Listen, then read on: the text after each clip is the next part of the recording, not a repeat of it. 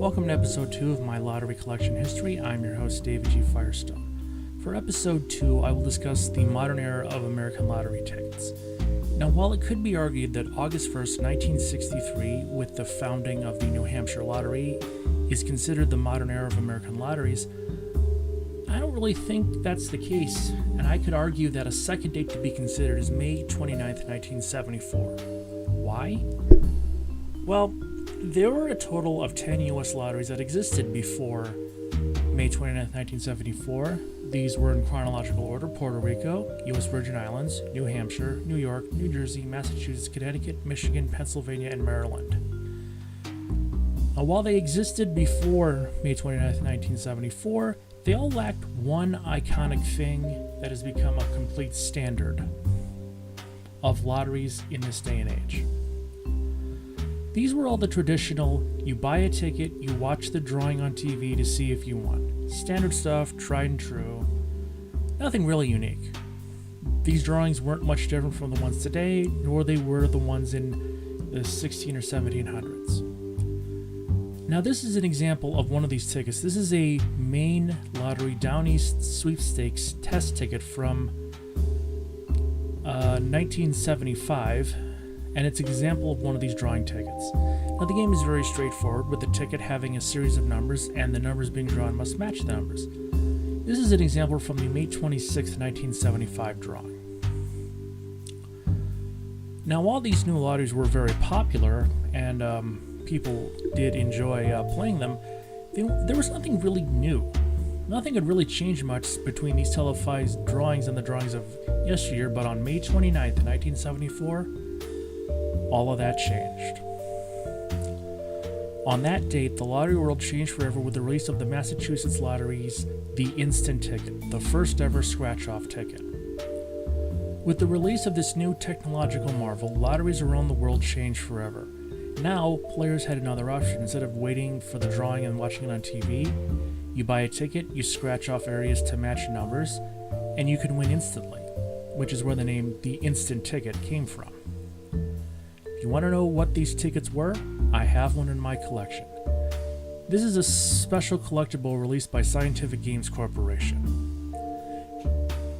Now, how these instant tickets or scratch cards or whatever you want to call them came to be is an interesting story in and of itself. So, this is from a Mental Floss article. There's also a podcast link in the description, and it describes the events leading up to that infamous date. According to the Mental Floss article, quote, two things happened to John Koza in December 1972 that would forever alter the course of state-sponsored gambling.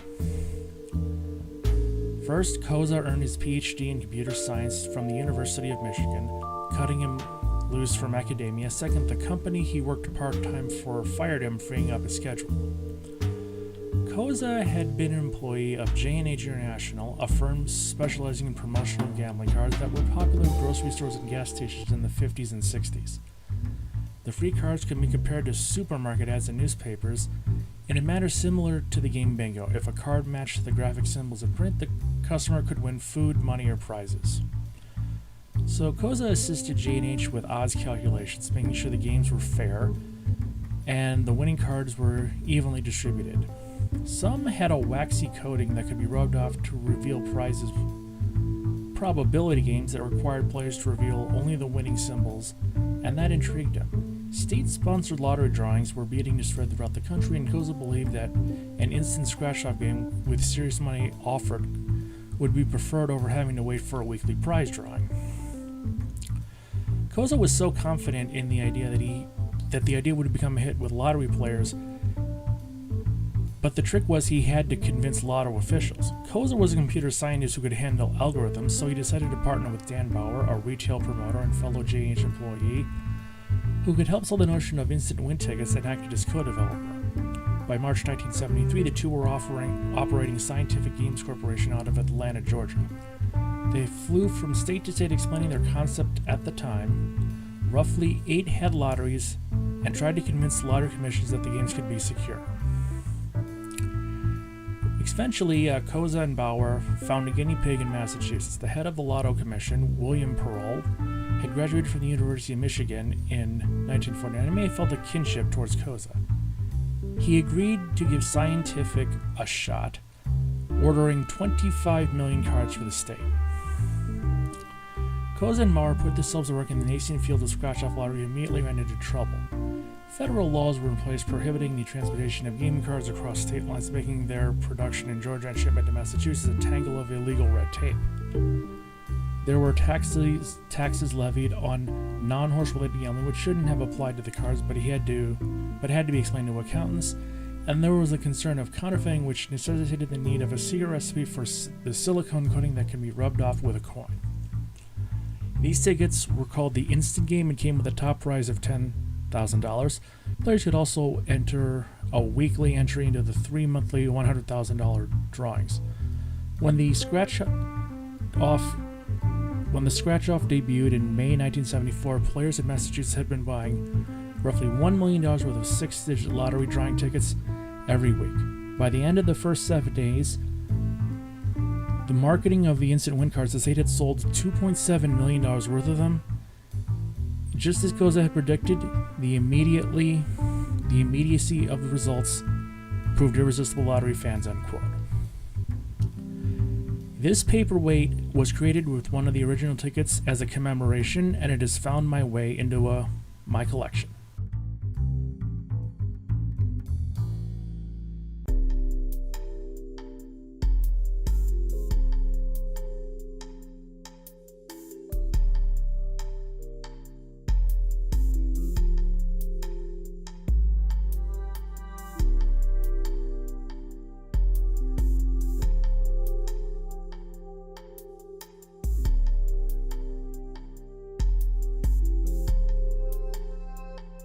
For this next story, I talked about it on my podcast, Driver's Seat Blog Radio, but I'm going to talk about it here because this is kind of a crazy story and it's too good not to talk about.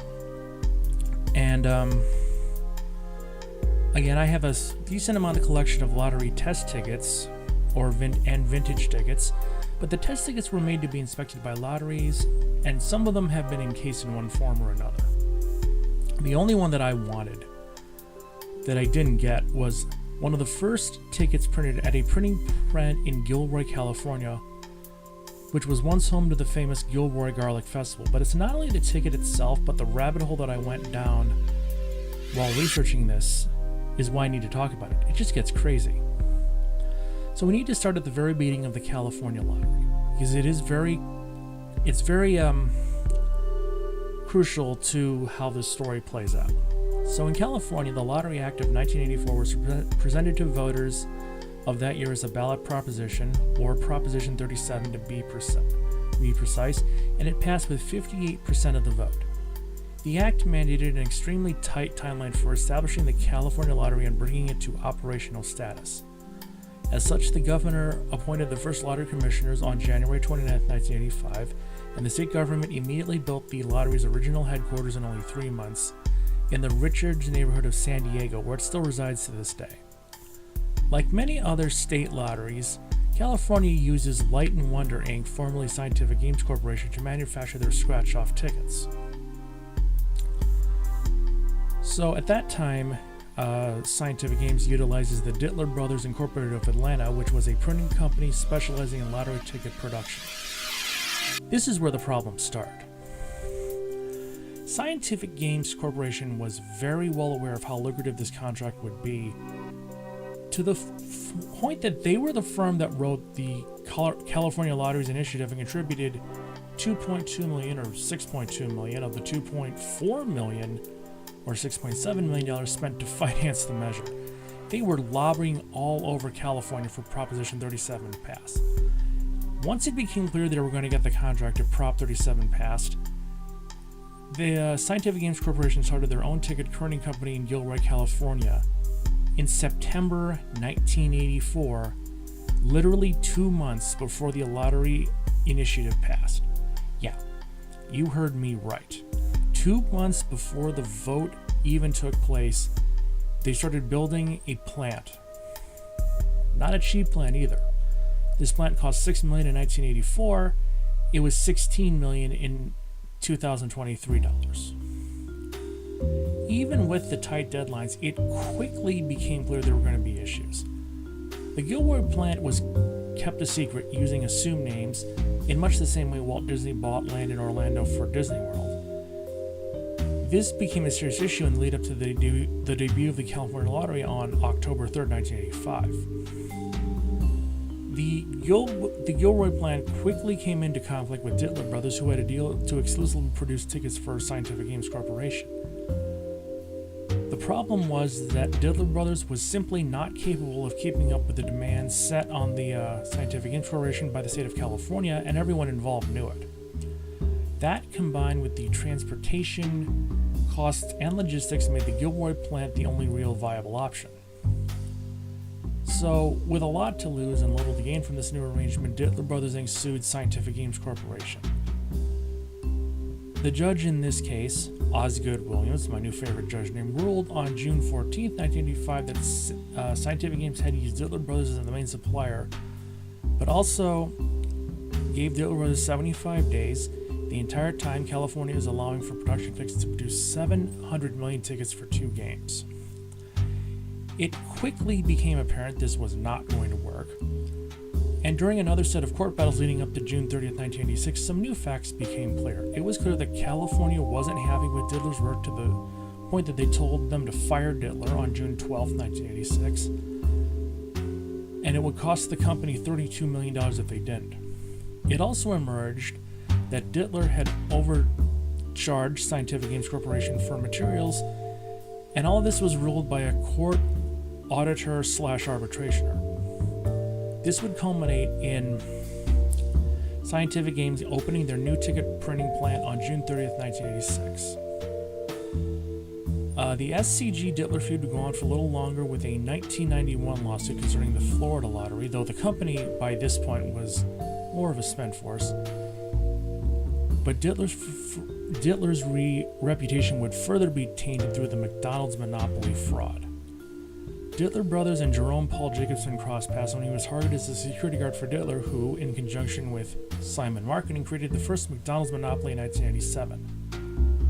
Jacobson quickly figured out how to move the top pieces to his allies and started doing it, which went on until 2001 when the whole scheme came to light. Jacobson and his allies spent time in jail, and Jacob has even gone on the record saying that if he had the chance, he would do it all over again. Now again, this has nothing to do with anything that I own, but this was such a crazy story that I've never gone down this kind of a rabbit hole when while researching anything. I've never had so many news and lawsuits related to an item that I've researched. It was just amazing. So I've gotten into collecting vintage lottery tickets. Some of these are used, some of these are test tickets, and some of these have been encased in one form or another. We're going to be looking over some of these vintage instant tickets. So we first start with the Illinois Lottery, which was started on July 1st, 1974. In 1977, they released a set of what are known as Illinois Instant Winning Moments. These were a unique mix of 2 games. The first game was your standard number match game. The second featured historic moments in United States and Illinois history, where if the event you scratched matched the one pictured, you would win. These events are, in chronological order, the Declaration of Independence from 1776, Lewis and Clark, 1805, Fulton's Steamboat, 1807, Illinois Statehood, 1818, McCormick Reaper, 1834, Magnetic Telegraph, 1837, Discovery of Gold, 1848, Emancipation Proclamation, 1863, Transcontinental Railroad, 1869, The Telephone, 1876, First U.S. Gas Automobile, 1892, Wright Brothers Airplane, 1903, the Panama Canal, 1914, Women's Suffrage, 1920, Lindbergh's Flight, 1927, Discovery of Atomic Energy, 1942, United Nations, 1946, Nuclear Test Ban, 1963, and finally Man on the Moon 1969. Now there was a 20th ticket which was a redemption where you would have to mail it in, and very few, if any, of these examples survive to this day. So next up is the Florida Lottery, which began on January 12, 1988. These are examples of some of their first few instant games, all of which have been encased in lucite. These tickets are Cool Million,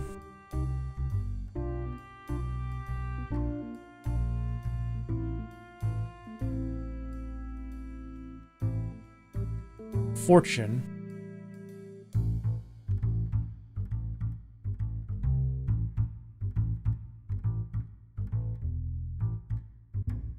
Money Train.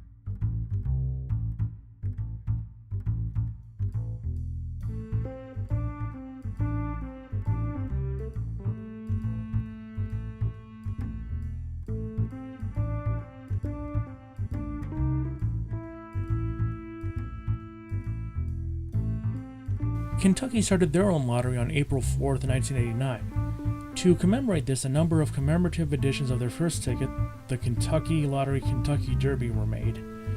Now these were nicely mounted on a placard with a state of Kentucky seal, and both the display and letter of authenticity are surrounded by Robert Meade, who was the Kentucky State Treasurer from 1988 to 1992.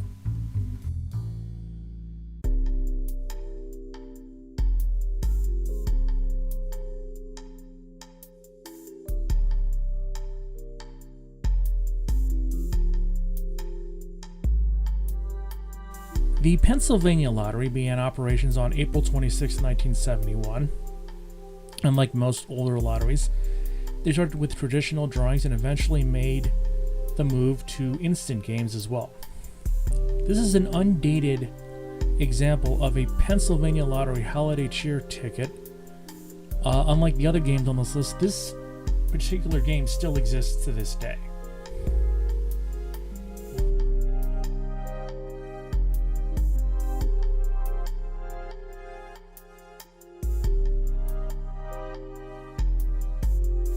Now, I saved these two for last because I didn't really realize what they were until I started researching this. While most lost my place. I'm gonna have to edit this one out. Okay. I saved these two for last because I didn't realize what they were until I started researching this. While lotteries on the state level are the norm, there have been in the past lotteries on the local level. These include the county level. These two examples are winning tickets from the Scottsbluff County, Nebraska Scratch-Off Lottery. While they no longer sell lottery tickets, they are very active in a county Keno lottery, and these are two vintage tickets. The first is a Nebraska Big Red example from 1983. Big Red is a match 3 scratch ticket, and this particular example won a free ticket on November 30th, 1983.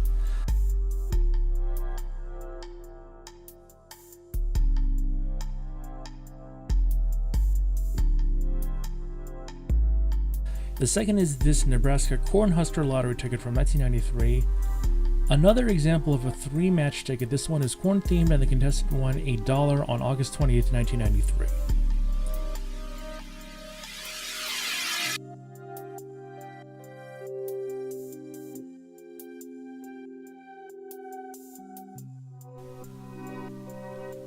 With that, my sort of little dive into the history of lottery tickets is complete.